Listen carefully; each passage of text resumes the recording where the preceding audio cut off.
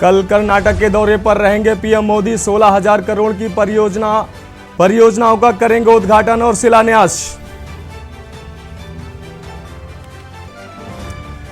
Post budget webinar को PM Modi ने किया संबोधित। बोले, आज बजट का वेबिनार भारत के करोड़ों लोगों के हुनर और उनके कौशल को समर्पित।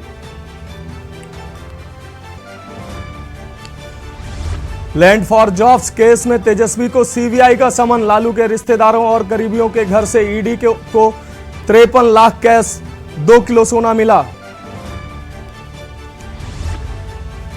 दिल्ली शराब नीति के मामले में के कविता से ईडी की पूछताछ। केसीआर के आवास पर पुलिस ने की बैरिकेडिंग।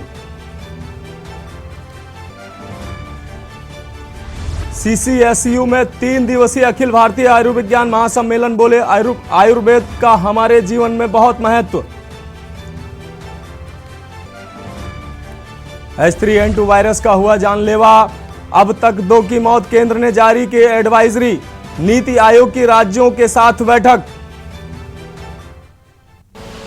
आप देख रहे हैं के न्यूज, खबरों का सारथी।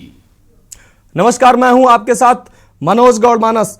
खबरों में आगे बढ़ते हैं, उससे पहले एक बड़ी खबर अमेठी से आ रही है। अमेठी विकास कार्यों की चल रही समीक्षा बैठक खत्म।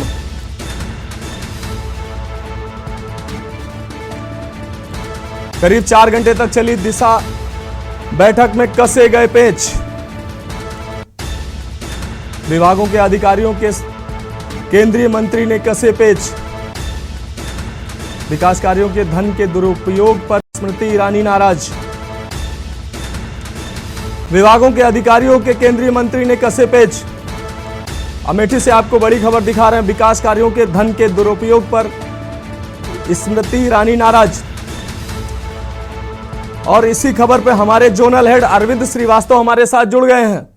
जी अरविंद जी, केंद्रीय मंत्री समीक्षा बैठक में काफी नाराज दिखी और अधिकारियों के पेच कसे हैं। क्या खबर है, क्या अपडेट है? जी, मैं आपको बता दूं कि आज समीक्षा बैठक थी जो कि जिला कलेक्ट्रेट के सभागार में होनी थी। उसमें करीब टाइम से देर में भी बैठक शुरू हुई और लगातार करीब 4 घंटे चली। और इस बैठक में करीब सूत्रों की माने तो अधिकारियों के से काफी नाराज दिखी केंद्रीय मंत्री स्मृति ईरानी, सांसद अमेठी, जो कि कार्यों के धन के दुरुपयोग में काफी नाराज हुई। जैसा कि पंचायती राज, हार्डिल, आवास योजना में मिली खामियों के हिसाब से, जैसा कि सूत्र बता रहे हैं कि अधिकारियों पर भी काफी खासा नाराज हुई। और ऐसी नाराजगी से ये लगता है कि अधिकारियों के ऊपर काफी गाज गिर सकती है। जी अरविंद जी, बहुत बहुत शुक्रिया जानकारी देने के लिए।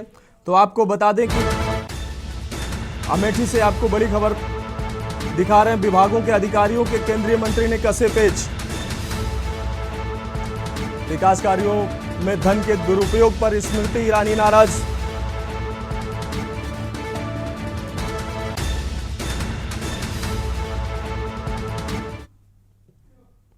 बढ़ते हैं खबरों की ओर। दिल्ली के आबकारी नीति मामले पर केंद्रीय मंत्री अनुराग ठाकुर ने आम आदमी पार्टी के राज्य प्रमुख और राज्य के मुख्यमंत्री अरविंद केजरीवाल पर निशाना साधा।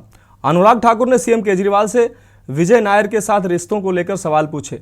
इसके साथ ही उन्होंने तेलंगाना के मुख्यमंत्री चंद्रशेखर राव की बेटी के कविता और आरजेडी प्रमुख लालू प्रसाद यादव पर कथित भ्रष्टाचार को लेकर निशाना साधा। अनुराग ठाकुर ने कहा कि मेरा सरगना से सवाल है कि WE कौन है और किसके मैसेज में आता है कि हमें पैसे की जरूरत है।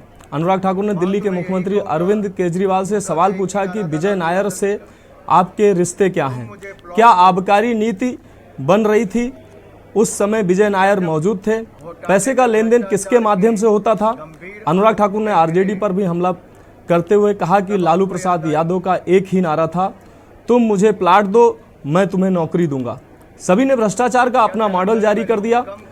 आज जब उनके खिलाफ कार्रवाई की गई है तो वे सभी एकजुट हो गए हैं।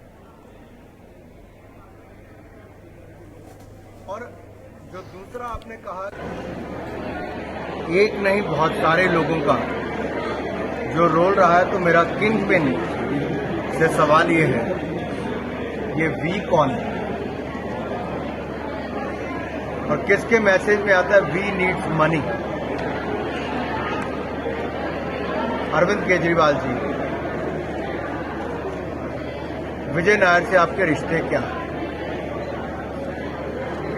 क्या एक्साइज पॉलिसी बनाने में और जब ये पॉलिसी बन रही थी क्या वहां पर विजय नायर मौजूद थे?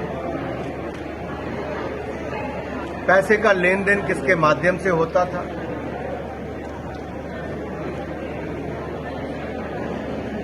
और ऐसी क्या रिश्ता है, ये रिश्ता क्या कहलाता है?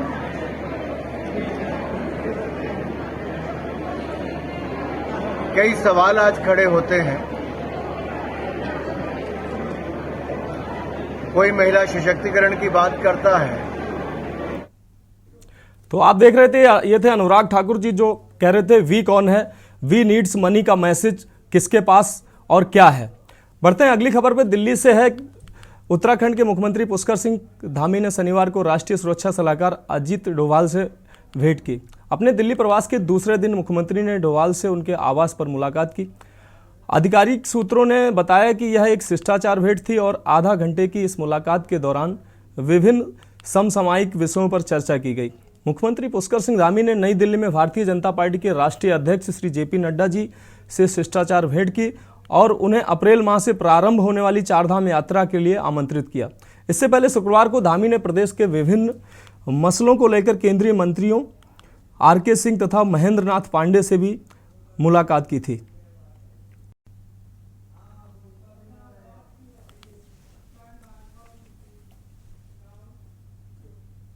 खबर राजधानी दिल्ली से है। राजधानी दिल्ली में सिंगल यूज प्लास्टिक और स्वच्छता को लेकर अब एमसीडी ने व्यापक अभियान छेड़ दिया है। इसी अभियान के तहत रोहिणी सेक्टर 15 में स्थानीय लोगों के साथ मिलकर रोहिणी निगम जोन की डीसी ने स्वच्छता के प्रति एक संदेश दिया।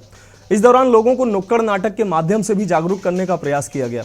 इस मौके पर स्कूली छात्रों ने एक प्रदर्शनी लगाई और इस प्रदर्शनी के माध्यम से प्लास्टिक के वेस्ट मैनेजमेंट को लेकर लोगों को एक संदेश देने का प्रयास किया गया।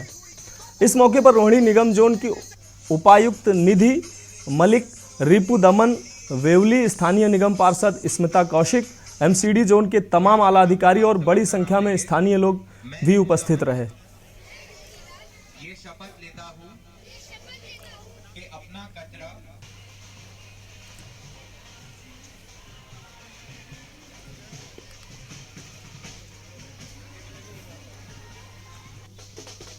ये जो हमारा एक ड्राइव लॉन्च हुआ है जो एलजी साहब ने लॉन्च करा था, वो 100 डेज़ का ये कैंपेन था। एंड अगर आप देखेंगे तो हमारे अक्रॉस दिल्ली सभी जोन्स में डिफरेंट तरह के कार्यक्रम हो रहे हैं। ये सिर्फ औपचारिकता इसलिए नहीं है क्योंकि उसके बाद हर जगह पे यू ऑल्सो सी कि हम उतना ही प्लास्टिक एक साथ कंपाइल करके कलेक्ट करके उसके बदले में हमें बेंचेस और सीट्स, चेयर्स, ये सारा उसके बदले मिल रहा है। तो ये एक्चुअल एक्शन है जो आप ग्राउंड पे देख सकते हैं। आज सुबह हमने रोहिणी जोन में अपने जोन में शुरुआत करी है। यहाँ सुबह एक प्लॉगिंग ड्राइव करी है। हमारे साथ रिपु दमन जो प्लॉगिंग ऑफ इंडिया हैं वो भी थे। हमारे साथ बहुत सारे लोग थे, RWAs, MTAs, स्टूडेंट वॉलंटियर्स। आपने खुद देखा कि कितनी एनर्जी के साथ दे ऑल पार्टिसिपेटेड। ये इवेंट था, यहाँ इतने सारे स्टॉल्स थे। We saw our school students, हमारे स्कूल के टीचर्स।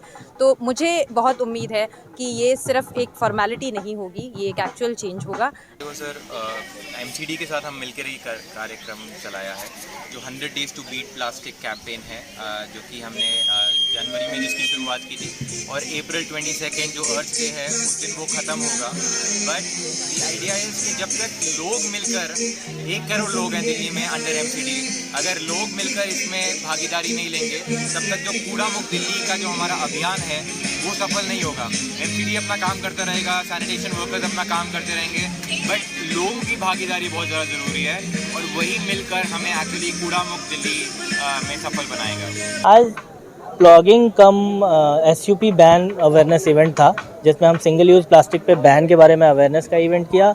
और प्लॉगिंग का मतलब जॉगिंग और पिकिंग गार्बेज प्लास्टिक वेस्ट। तो इसमें 200 से 250 RWAs और MTAs हमारे साथ शामिल रहे। और इन RWAs MTAs के अतिरिक्त बहुत सारे NGOs हमारे साथ शामिल रहे, सारे ऑफिसर्स और प्लॉगमैन ऑफ इंडिया जो हमारे प्लॉगिंग एम्बेसडर हैं श्री रिपु दमन जी और हमारे ब्रांड एम्बेसडर रोहिणी जोन, ये सारे लोग शामिल रहे। और प्लॉगिंग का इवेंट हुआ। प्लॉगिंग के इवेंट के बाद हमने कल्चरल प्रोग्राम और नुक्कड़ नाटक के थ्रू बहुत सारा अवेयरनेस क्रिएट किया सिंगल यूज़ प्लास्टिक पे बैन के बारे में और कूड़ा प्रबंधन के बारे में। स्थानीय लोगों का किस तरह का सहयोग इस मुहिम में देखने को मिला? बहुत बढ़ चढ़ के साथ दिया लोगों ने। 200 से 250 के आसपास RWAs और MTAs हमारे साथ इकट्ठा थे और बहुत ही सक्सेसफुल प्लॉगिंग ड्राइव था हमारा। हम भविष्य में भी ऐसे प्रोग्राम्स करते रहेंगे।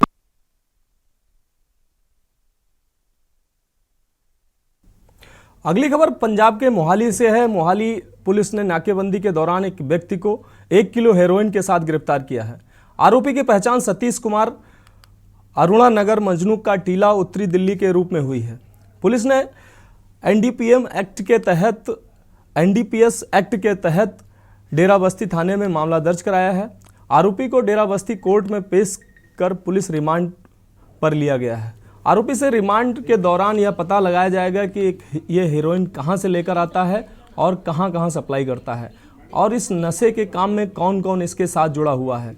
इस पूरे ऑपरेशन में डेराबस्सी के मुख्य अधिकारी जसकमल सिंह सेखो अंबाला चंडीगढ़ नेशनल हाईवे जवाहरपुर डेराबस्सी में निजी वाहन पेट्रोलिंग बसंती व्यक्ति की तलाश के सिलसिले में विशेष नाकाबंदी की गई।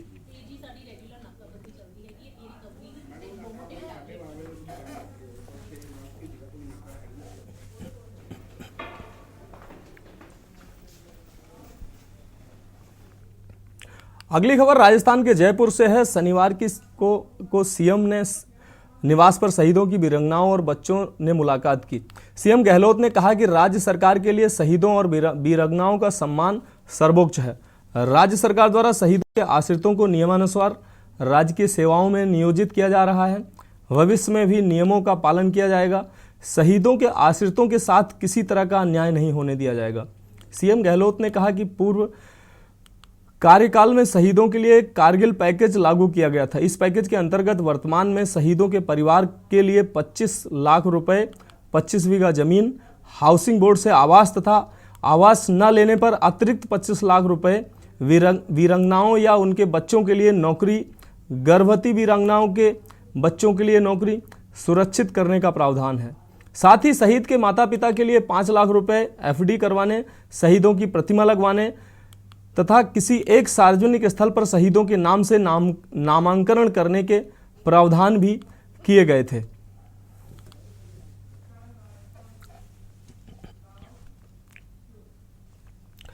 अगली खबर झारखंड से है। आपको बता दें कि झारखंड के रांची से खबर है।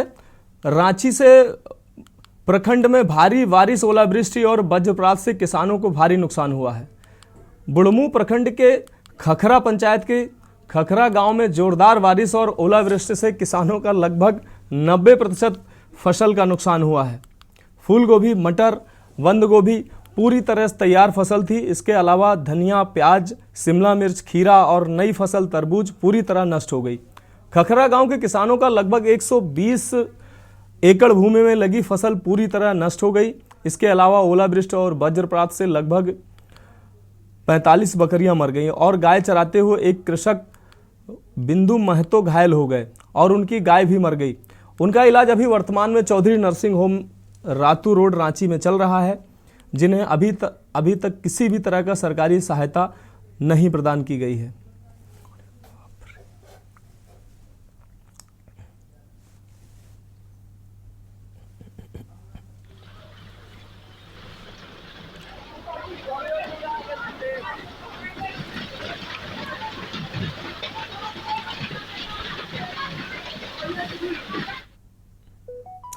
अगली खबर छत्तीसगढ़ से है। छत्तीसगढ़ के मुख्यमंत्री भूपेश बघेल ने 2023-24 बजट पेश किया। इस बजट में मानेंद्रगढ़ क्षेत्र में मेडिकल कॉलेज की स्थापना की घोषणा की गई। कांग्रेस सरकार की ऐतिहासिक घोषणा से कार्यकर्ताओं में खुशी की लहर है, जिसको लेकर मानेंद्रगढ़ के हजारी चौक में विधायक गुलाब कमरों का भव्य स्वागत किया गया और आतिशबाजी कर खुशी मनाई गई, जिसमें भारी संख्या में कांग्रेस कार्यकर्ता उपस्थित रहे।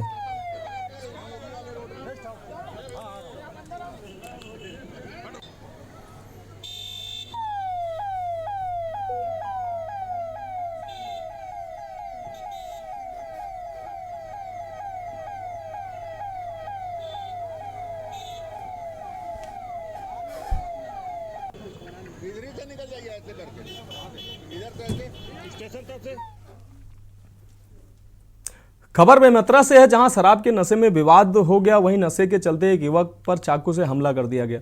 दोस्तों ने बचाने का प्रयास किया तो उसके भी चाकू से हमला किया गया, जिससे दूसरा युवक भी गंभीर रूप से घायल हो गया। वहीं घायल अवस्था में दोनों युवकों को स्वास्थ्य केंद्र नवागढ़ लाया गया, जहां पर भगत यादव को डॉक्टरों ने मृत घोषित कर दिया। दूसरे युवक को प्राथमिक उपचार के बाद उसे रायपुर रेफर किया गया।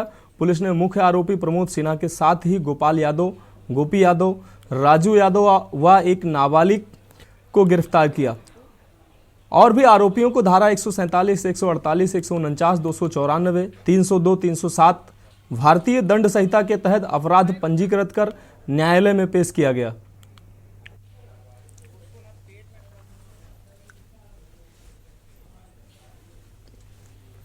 दो पक्षों के बीच में झगड़ा हुआ है, जिसमें 20 से 25 साल की उम्र के लड़के जो है आपस में मारपीट किए हैं लाठी डंडे से, और इसी में एक प्रमोद सिन्हा नाम का एक लड़के ने चाकू चलाया है।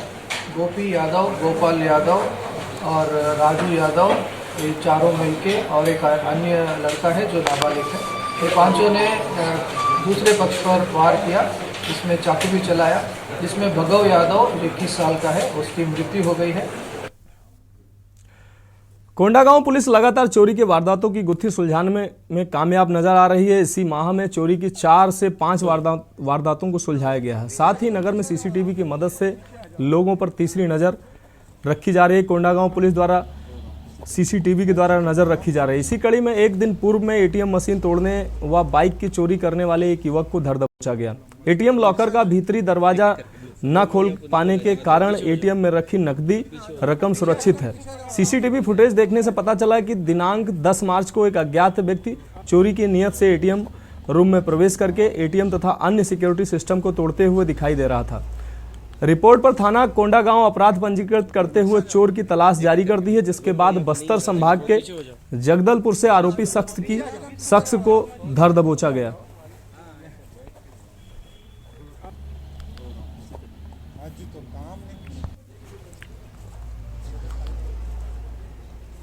केनरा बैंक के शाखा प्रबंधक द्वारा थाने में आकर रिपोर्ट दर्ज कराई गई थी कि 9 और 10 के दरमियानी रात को किसी अज्ञात व्यक्ति के द्वारा एटीएम में क्षतिग्रस्त पहुंचाकर रुपए चुराने के असफल प्रयास किया गया है, जिसकी रिपोर्ट से अपराध पंजीबद्ध कर विवेचना किया जा रहा था। इसी दौरान एक यामाहा बाइक, एटीएम से कुछ दूरी में ही एक यामाहा बाइक की चोरी की भी रिपोर्ट आई।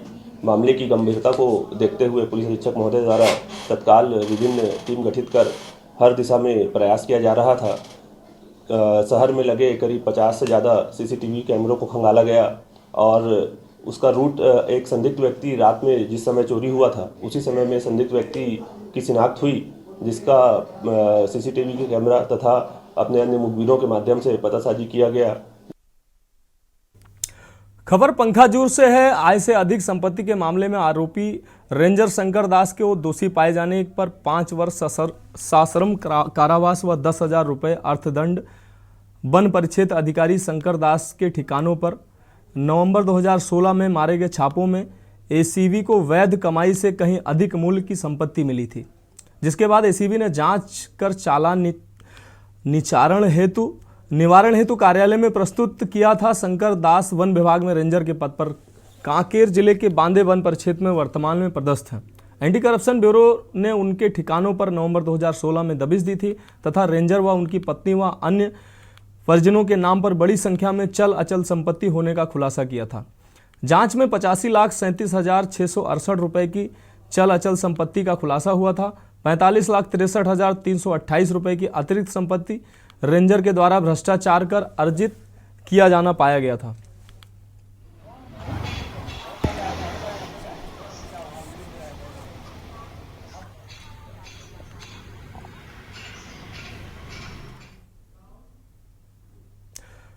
खबर जबलपुर से है, जहां गोरखपुर थाना अंतर्गत जोगी मोहल्ले में चाचा ने ही अपने भतीजे की हत्या कर डाली। वहीं हत्या की खबर सुन परिजनों में कोहराम मच गया। सूचना मिलने पर पुलिस मौके पर पहुंची और मामले की जानकारी ली। पुलिस ने जानकारी देते हुए बताया कि पैसे के विवाद को लेकर चाचा भतीजे के बीच विवाद हुआ था, जिसके चलते चाचा ने भतीजे की हत्या कर दी, जिसका शव पंचनामा कर पोस्टमार्टम हेतु मेडिकल हॉस्पिटल भेजा गया है। वहीं आरोपी चाचा पुलिस की गिरफ्त में है, जिससे अभी पूछताछ जारी है। मैडम, जब लड़ाई चल रही थी हमेशा नंबर 100 नंबर डायल करती है। मोबाइल रखती हैं आप? नहीं। मोहल्ले में एक मारपीट की सूचना पे एफआरवी यहाँ पहुंची थी, जिसमें एक पारिवारिक विवाद में चाचा ने अपने भतीजे पर प्रहार किया था, जिसमें उन्हें तत्काल एफआरवी के द्वारा मेडिकल ले जाया गया, परंतु डॉक्टरों ने उन्हें मृत घोषित कर दिया है और जो आरोपी चाचा है वो अभी पुलिस की गिरफ्त में है। क्या सामने आया है? वजह क्या सामने आई है? ये अभी की ही घटना है, जिसमें अभी तक जांच उपरांत ये पता चला है कि पारिवारिक मामला शराब के नशे में दोनों ही थे और पैसों के लेन देन का अभी तक समझ में आ रहा है, बाकी अभी जांच जारी है। खबर सिवनी से है। टेरर फंडिंग के मामले में एनआईए बेंगलुरु और सिवनी पुलिस द्वारा संयुक्त कार्रवाई करते हुए नगर के शहीद वार्ड में रहने वाले अब्दुल अजीज सल्फी, शोएब खान और अकरम के घर की तलाशी ली गई, जहां कंप्यूटर की हार्ड डिस्क, आपत्तिजनक साहित्य जब्ती कर पुलिस ने अकरम को छोड़कर अब्दुल अजीज सल्फी और शोएब खान को लेकर एनआईए की टीम जबलपुर के लिए रवाना हो गई। पुलिस ने बताया कि दिल्ली में यूएपीए में टेरर फंडिंग की धारा 718 के तहत गिरफ्तार एक आरोपी ने इन लोगों का नाम लिया था। सूचना के आधार पर एनआईए बेंगलुरु की टीम कल देर रात सिवनी पहुंची, जहां पुलिस और एनआईए की टीम ने संयुक्त कार्रवाई करते हुए 3 लोगों को गिरफ्तार किया था, जिससे अब्दुल अजीज सल्फी और शोएब खान को पूछताछ के लिए एनआईए की टीम अपने साथ ले गई। वहीं अकरम को यहीं छोड़ दिया गया।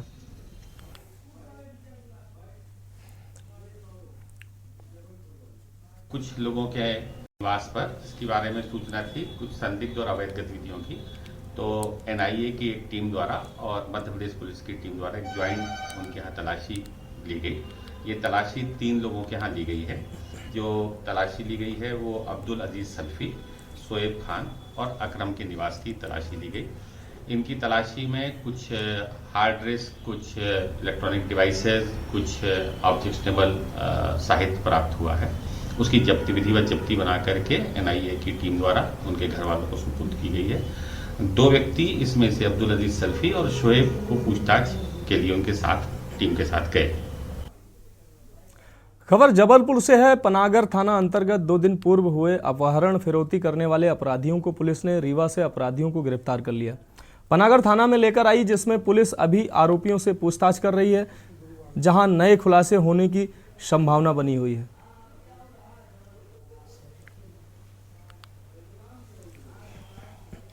एक 35 वर्षीय युवक है राहुल राज चौहान, उनकी जो बालाजी सिटी पठानी मोहल्ला के पास उनका अपहरण किया गया था उनके परिवार के सामने ही, जिसकी सूचना तत्काल उनकी पत्नी के द्वारा थाना पनागर में दी गई, जिस पर एक अपराध कायम किया गया था। इसमें अभी तक राहुल राज चौहान की दस्तयाबी की जा चुकी है रीवा से, और उसमें से 3 आरोपी भी पकड़े जा चुके हैं, जिनका नाम सुलभ प्रताप सिंह, विपिन सिंह बघेल और धनंजय सिंह है। ये तीनों मूलतः जो है रीवा के निवासी हैं और वहीं से अपराध की जो है दस्तयाबी की गई है। खबर मध्य प्रदेश के रतलाम से। रतलाम जिले के कालूखेड़ा के पास स्थित सेमलिया मजरा स्थित मां अन्नपूर्णा कामाख्या देवी के पावन स्थान पर पत्रकारों का राष्ट्रीय अधिवेशन हुआ, जिसमें समूचे देश भर से पत्रकारों ने हिस्सा लिया।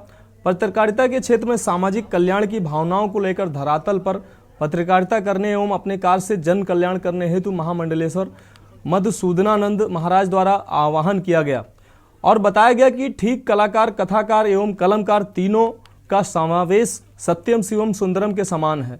कलमकार सत्य के लिए लिखता है और कथाकार भगवान शिव जी की आराधना स्तुति करता है और कलाकार सुंदरता की प्रदर्शनी पैरवी करता है। इस प्रकार तीनों सत्यम शिवम सुंदरम का समावेश है। इस अवसर पर IFWJ के राष्ट्रीय अध्यक्ष अवधेश भार्गव, राज्य मंत्री भरत बैरागी, मानवाधिकार महिला प्रदेश अध्यक्ष हसीना बुआ के साथ ही कई पत्रकार मंचासीन रहे। Federation working of journalist IFJW का ये राष्ट्रीय पत्रकारों का एक अधिवेशन है और इस अधिवेशन के माध्यम से नई कार्यकारिणी की घोषणा और उसी के साथ में पत्रकारों को लेकर के राष्ट्र के अंदर उनके क्या कर्तव्य हो सकते हैं सरकार और समाज के बीच में नए आयामों के सेतुओं का निर्माण कैसे हो, और विशेषकर सनातन संस्कृति और सनातन धर्म को और सनातन धर्म के विचारों को लोगों के घर घर तक, जनमानस तक कैसे पहुंचाया जाए, इन सारे प्रकल्प और संकल्पों को लेकर के ये अधिवेशन हुआ है। यह है कि ये जो संस्था है, ये जो संगठन है, इनके अधिवेशन पूरे भारत में हर 2 वर्ष में कहीं न कहीं होते हैं, दिल्ली, चेन्नई जैसे बड़े बड़े शहरों में लेकिन पहली बार ये संज्ञान में आया है इनके और मेरे भी कि भाई ये जो अधिवेशन होते हैं, अगर ये अधिवेशन धार्मिक स्थलों पे हो तो धार्मिक स्थलों के बारे में लोगों को पता चले, धर्म संस्कृति के बारे में लोगों को पता चले, और पत्रकारों की भूमिका राष्ट्र के साथ साथ धर्म में क्या है, इस उद्देश्य को जनमानस तक कैसे पहुंचाया जाए, वो उद्देश्य इस कार्य का महत्वपूर्ण है। फाइनल बुलेटिन में आज के लिए इतना ही। मुझे